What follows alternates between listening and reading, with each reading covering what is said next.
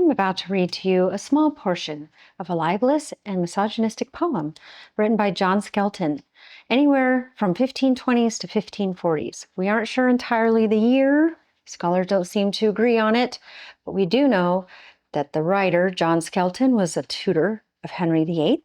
He was known as a scholar, a poet, and a clergyman, and he was known for satirical works and for coining the Skeltonic verse form. And to set the scene, there's a party behind me while I record this, so if you hear background sounds, imagine you're in a medieval pub as I read it. The Tunning of Eleanor Rummyng by John Skelton.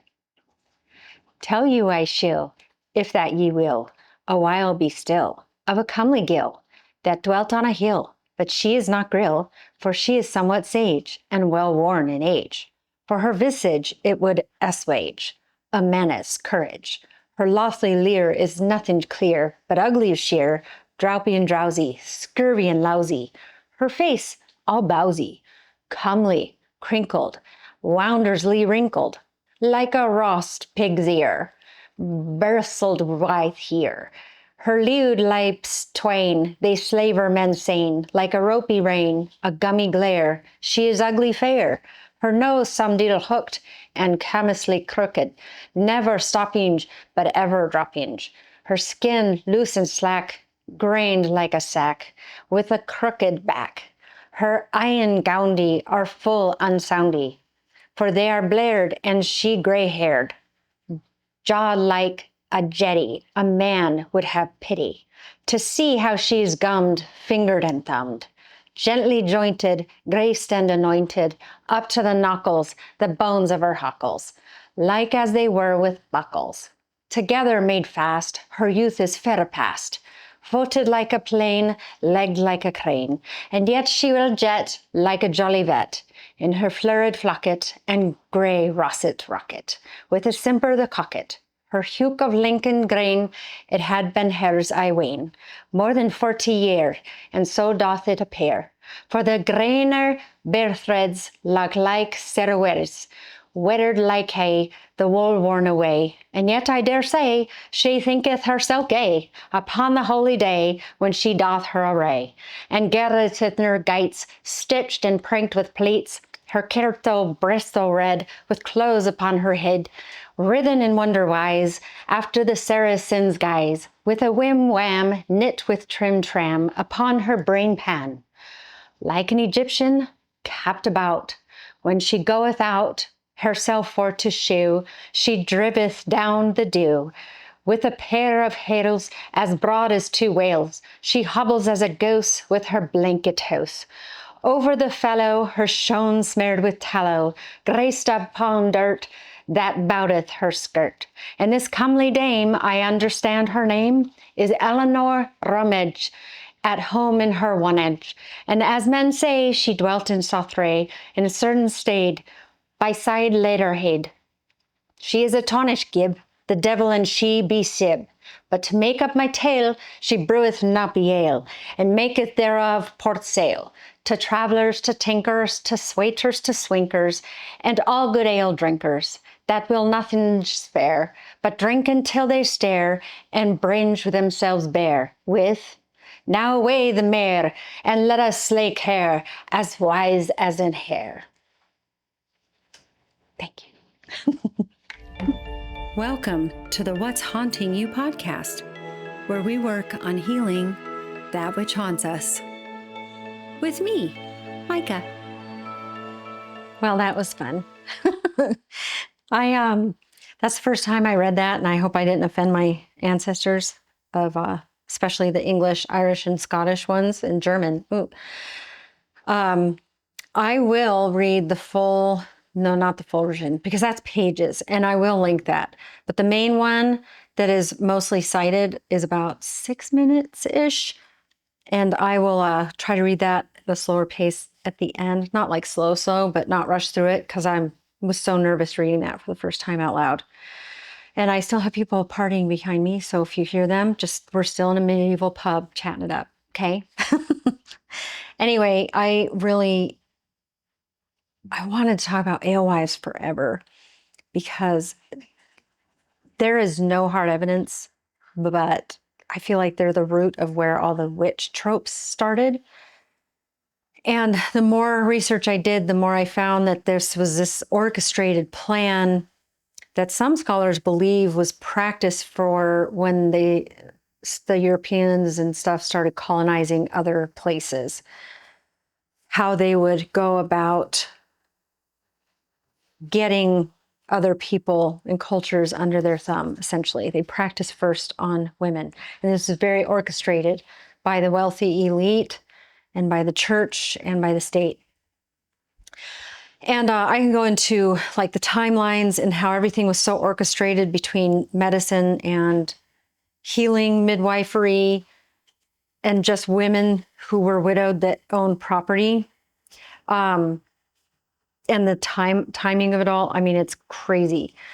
But for today, I'm just going to touch on that stuff and just give you a quick summary because it's Halloween week and I'm going to be taking the holidays off. I might throw some bonus episodes in there for the holidays, but I got to get caught up on some stuff. I have a better idea now of how much time I need for each episode, and I need to plan better. So today, let's start with alewives because that's where it all begins. Because in ancient times, brewing ale wasn't like it is now. It was sacred. It was very sacred, very necessary, very common. Just about every woman knew how to do it, especially. It was difficult. If it was difficult to find fresh drinking water, then it especially was important to know how to brew ale because it was actually very hydrating and nutritious. The oldest known beer recipe was found in a Sumerian hymn to the goddess of beer, Ninkasi. And I probably didn't say that right. I'm going to say a few things. I probably won't pronounce them correctly, and I apologize. Ancient Egyptians worshipped a beer goddess named Tenenet, and hieroglyphics depict women brewing and drinking beer together. In Baltic and Slavic mythology, they both reference a goddess named Raugatine, I'm not sure how to say that either, who was a protector of beer. Finnish mythology had a woman named Kalevatar, who invented beer by mixing honey with beer saliva. Women being ale makers continued through the Middle Ages, and over time, the focus of ale making became more of a practical and necessary aspect of homemaking. So it wasn't only sacred, kind of evolved into necessary. I feel like sacred things are necessary, but this was like at its core necessary to stay alive. Women were already familiar with cooking and herbalism, and they spent a lot of time doing those kinds of duties, so it was only natural, because they were mostly responsible for the health of the family and the eating, it was only natural for them to make ale. In fact, the more impoverished a family and community were, the more they would rely on women in their community for remedies and help with nourishment, and that included brewed ale. Ale had a very low alcohol content, so anyone could drink it, including children. It wouldn't make them drunk or anything, but it was a very arduous and time-consuming process. So oftentimes a community of women would share the responsibility. And in some communities, women would actually rotate each week which family and woman would make the ale. And when they would do that, they'd make it in large batches so that it would take care of their family and they'd have enough to sell as an added income to the family. Because it didn't last long. It didn't age well. Storing it wasn't easy, and it was very difficult to transport. So small scale local production was very necessary in medieval towns. Just to give you some reference as to how necessary ale was made by women in their homes, because there were professional brewers, but the alewives were even more common and typically tend to be better at it. They were just more natural in the kitchen, you know. In 1577, there was one alehouse for every 142 inhabitants in a town. And that left a lot of opportunity for women and households that wanted to have a little bit of extra income. Married women would be able to supplement their family's income by selling the excess ale at the markets. And when they weren't at the market, they would put a broom outside of their front door of their homes to indicate that they had an ale for sale, sometimes over their door or propped up next to their door. And widows, often making ale was a primary source of income for them. At the markets, women would wear tall, black, pointy hats usually, so they could be easily spotted.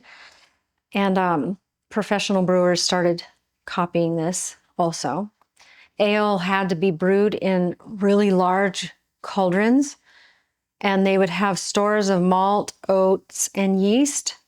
And those stores would attract rodents, so they would keep cats around all the time. That would keep the pests under control.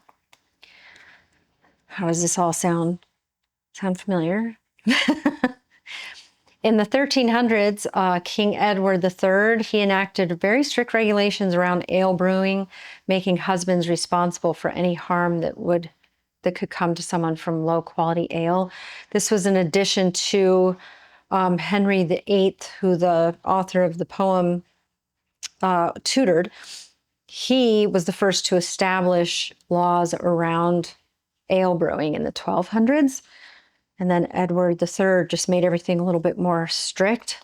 So whether it was intentional or not, it started a rapid decline in women brewing ale because they feared repercussions of their husbands if anything were to go wrong. And it wasn't worth the risk, whether the woman felt that way or the man felt that way, or they both agreed.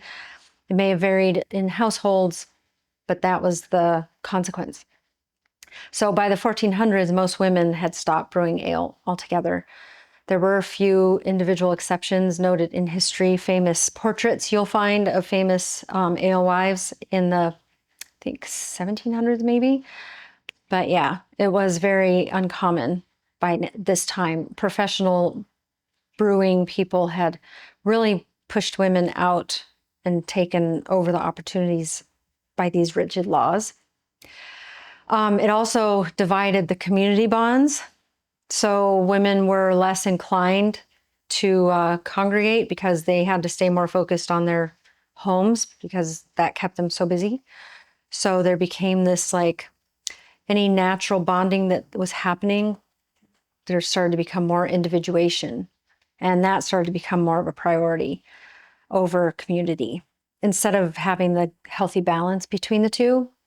Now, I just want to pause real quick because, let me just say, professional brewsters were actively taking over the trade as poems like the one I cited in the beginning began to be cited at pubs and alehouses across England.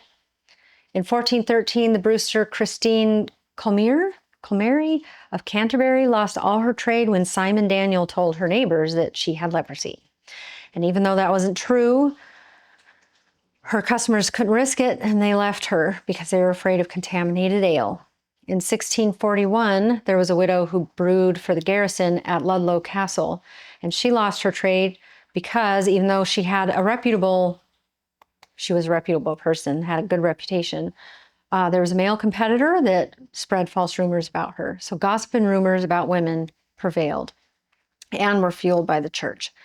So I feel like, I don't know, this is giving me, if you look now, like, don't you wonder, when I'm looking through this, I start thinking about how gossip nearly cost me my life at some point, and how women compete against each other. And our natural, like the organic way that we have always been was to be a community and to work together and to be healers and helpers and caregivers and to not compete with each other. But then competition was forced upon us. And it all seemed to kind of begin with the alewives and the brewing of beer. This is where it seems to start, this competition.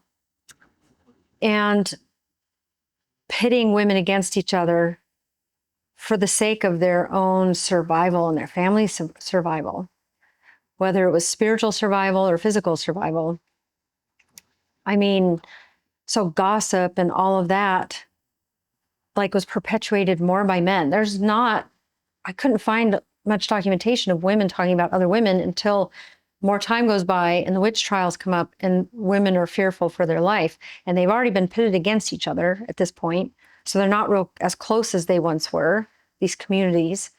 So it would have been easier to accuse someone else to try to get out of having you or your loved ones killed for witchcraft, you know? It's just something you think about, and how much more we're put against each other now, and how much more individualistic we tend to be now. Like, it's almost a flex to want to be alone. And that's not really our nature. That's a trauma response. Our nature of who we are and how we're designed and how our brains work in a healthy way is community-based. We're community-based creatures. So anyway, that's one of the directions my mind went when I was writing this. Women back then, they were also Wortcunners, not wort. I should say Wortcunners. I think it's more like wort. Wort meant plant. Cunner comes from the word cunning, meaning to know. So they had great wisdom around plants and healing with plants. They had extensive knowledge of herbs and healing, as well as midwives did also. Midwives at this time had more extensive knowledge than doctors of obstetrics. And the church did not acknowledge any empirical knowledge, which is what women have, because empirical knowledge is trial and error. It's what science is based on now. It's creating a hypothesis, testing that hypothesis, and coming up with conclusions around that hypothesis, right? And women had been doing that for centuries with plants and medicine and birthing babies. And they passed it down to each other and continued those practices.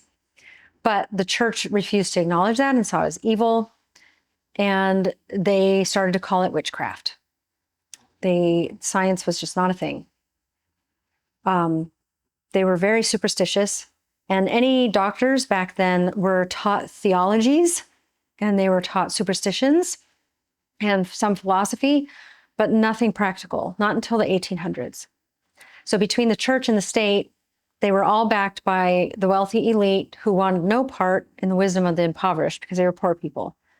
So they had to learn the hard way what things worked, but they also didn't want to be associated with the poor.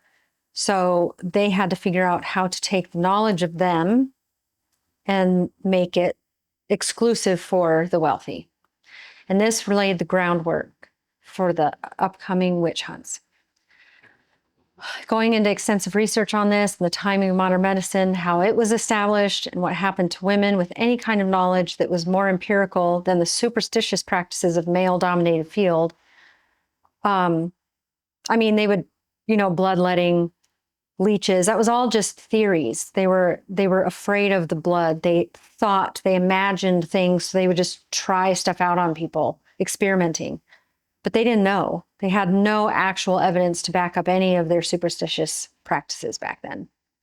Until the 1800s, German scientists began to emerge with empirical evidence to back up their training for medical doctors.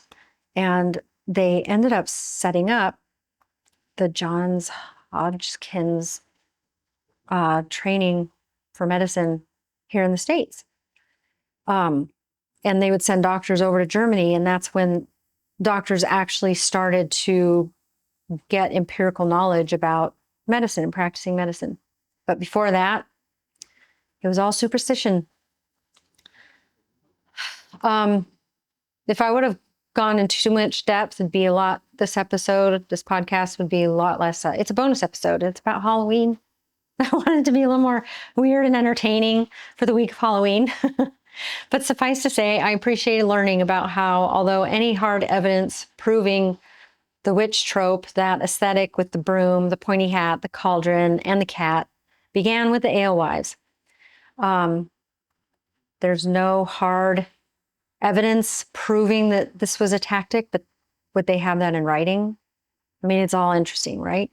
I'm not the only one who finds it a strange coincidence that a smear campaign against these women, the Wortcunners, wise women, or Wortcunners, wise women, midwives, they all became a focus of witch hunts. It was very impeccable timing, I'd say. If I ever do a more in-depth breakdown, I can share the depths of these campaigns and the years associated with it so you can see the timeline, and it would blow your mind. This includes how women were demonized away from healing roles for fear of death. They couldn't be healers, or they were afraid they'd be burned at the stake. And well-known male doctors, I found multiple quotes by revered doctors in the 1800s that credited women with more knowledge than they had about healing. Some said, I blame this sorceress woman for everything I know, like it was a terrible thing because she was a witch.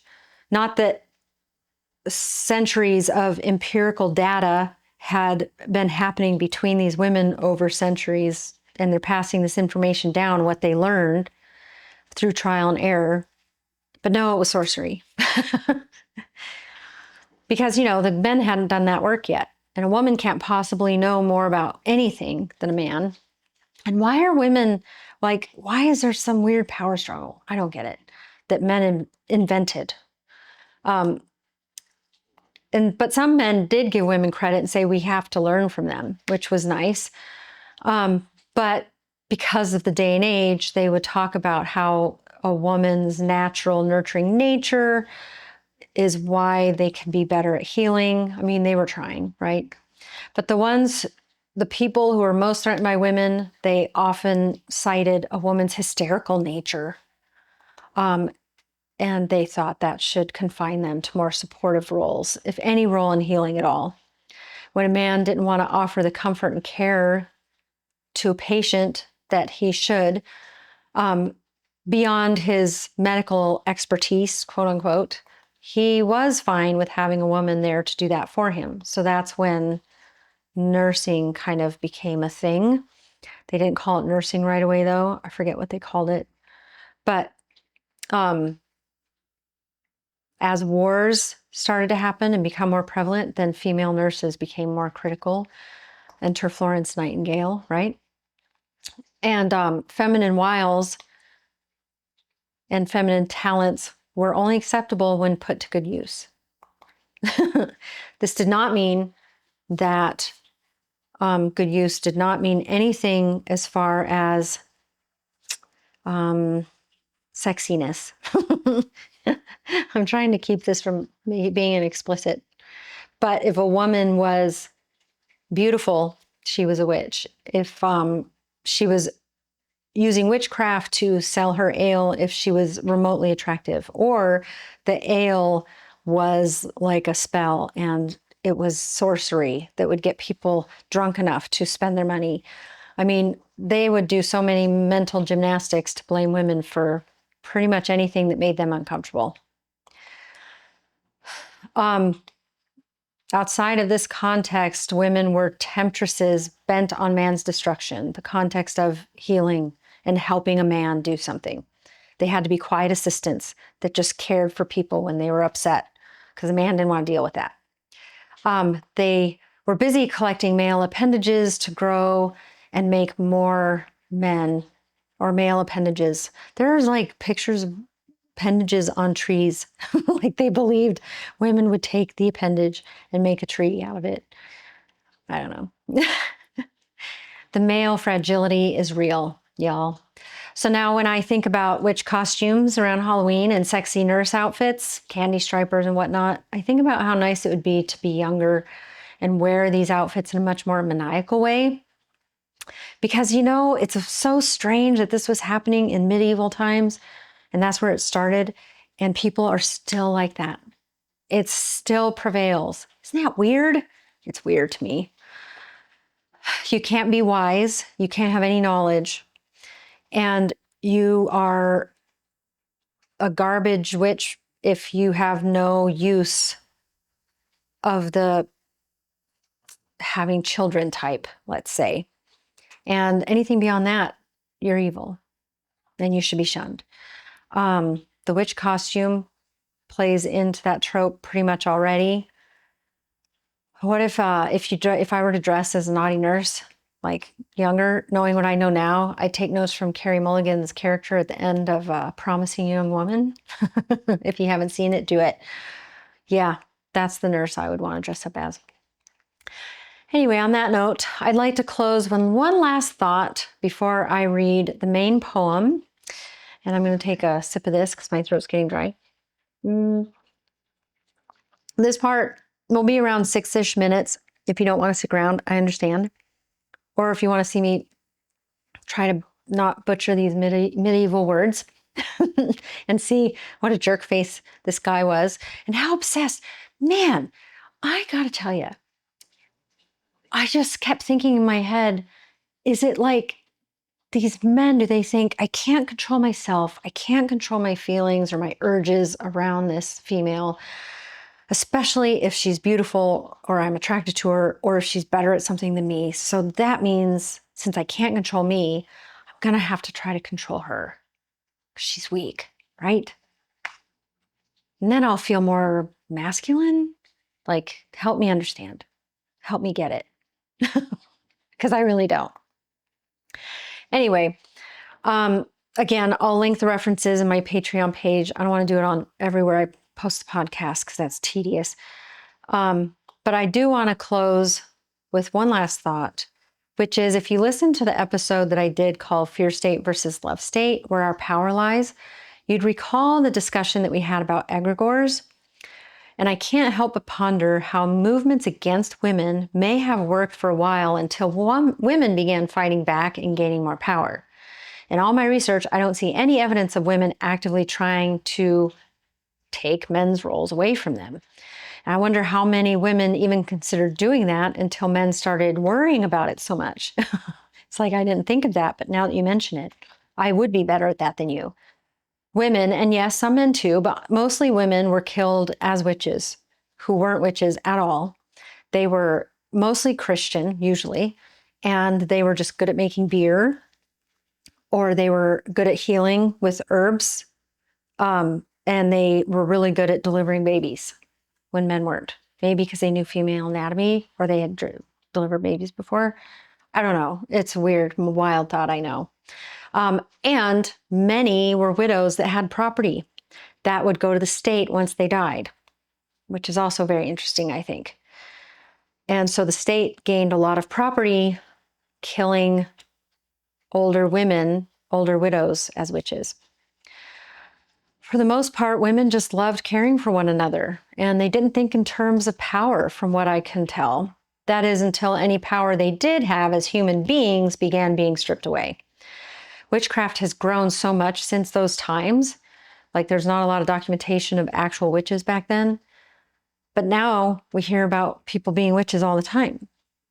And regardless how much you believe in that stuff, it's almost as though those elitist and misogynistic people who put so much energy and power into disparaging women and their centuries of knowledge and care, they ended up making them more powerful instead of less. So does that mean that the witches of today are the egregore of yesterday's paranoia and greed? Haha. Just something to think about. And before I read this poem for you in my amazing medieval accent that my ancestors will hopefully not haunt me over, a reminder that I'll be taking the rest of the year off for the holidays and to get a better handle on my schedule now that I kind of understand what I'm putting into each podcast episode. So please keep sending me any ideas or any topics you want me to discuss, anywhere from love to paranormal stuff. I like to talk about everything, anything that's haunting you. Email me at whatshauntingyou@gmail.com.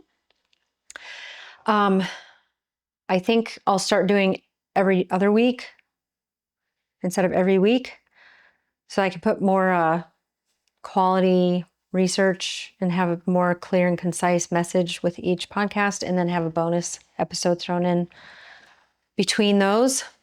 And maybe that'll be easier on me because I do work full time. and sometimes overtime.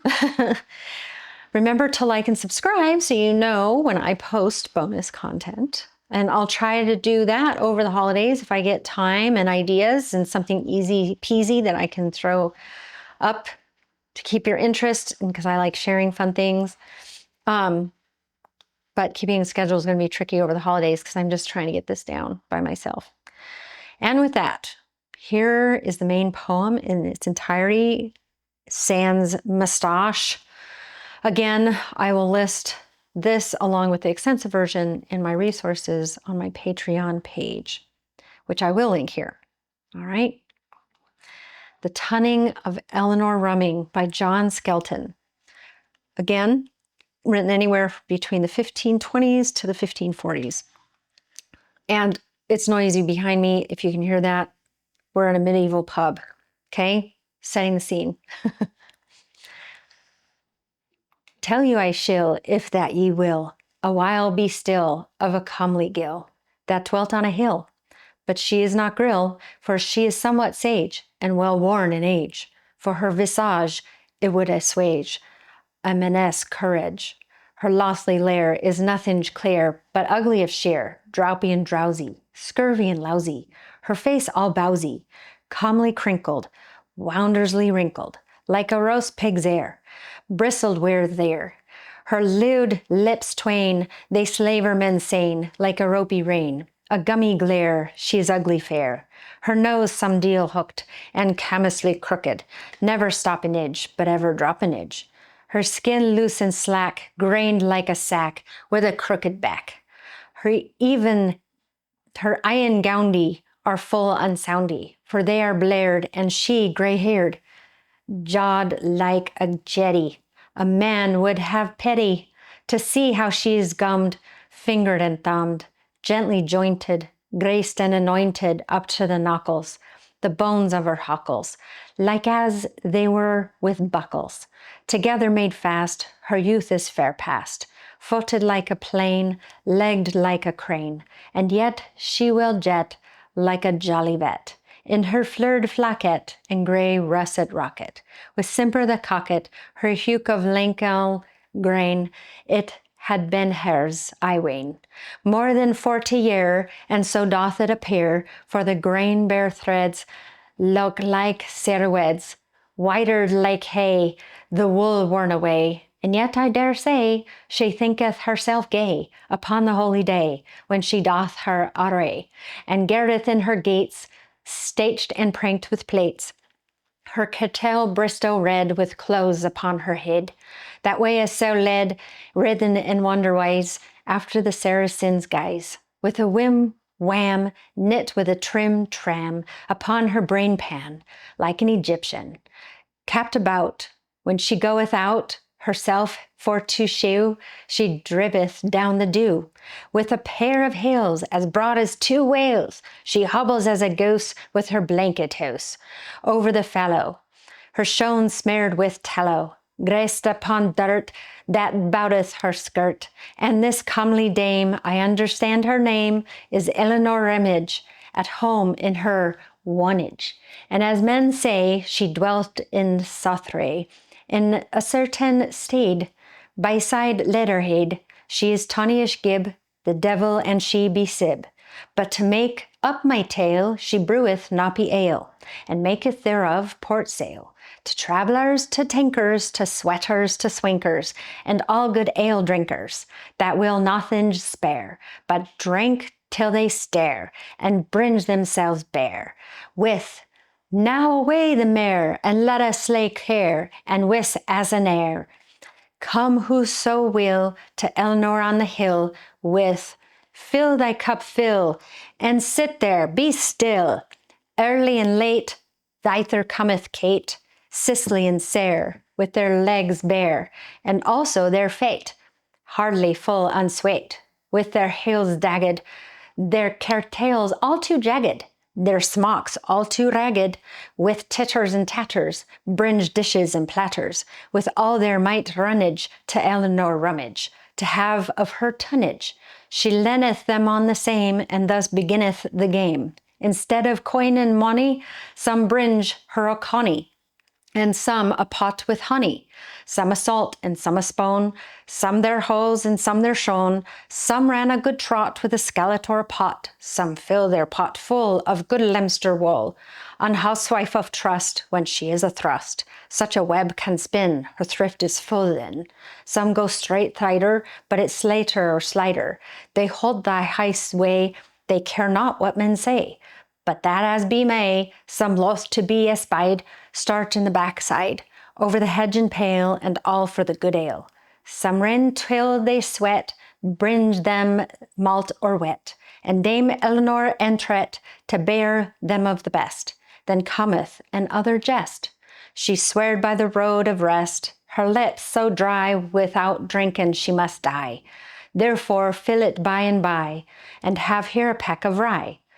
Anon cometh another, as dry as the other, and with her doth bringe meal salt or other thinge, her harvest girdle, her wedding ring, to pay for her scot as cometh to her lot. Some bringeth her husband's hood, because the ale is good.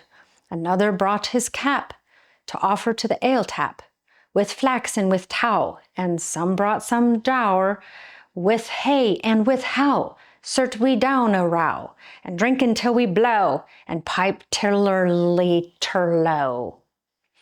Some laid to pledge their hatchet and their wedge, their heckle and their rail, their rock, their spinning wheel, and some went so narrow, they laid to pledge their warrow, their ribskin and their spindle, their needle and their thimble. Here was scant thrift, when they made such shift. Their thrust was so great, they asked never for mate, but drank still drank, and let the cat wink. Let us wash our gommies from the dry crumbs. But some then sat right sad, that nothing had. There of their own, neither gelt nor pawn, such were there many that had not a penny. But when they should walk, were fain with a chalk, to score on the bulk, or score on the tail. God give it yield hail, for my fingers itch. I have written too much on this mad mummage of Eleanor Rummage. Thus endeth the jest of this worthy fest. Thank you, thank you. And one of those things up there, if you're still listening, it's actually supposed to be the sound of bird. It was the T, the tummy something. Anyway, that was him making the sound of bird sounds in his rhyme. Not the thimble part, but anyway, I thought that was kind of interesting. So yeah, it just goes on and on and on, actually. Thank you for watching and listening. And I hope you have a wonderful Halloween holiday. Bye.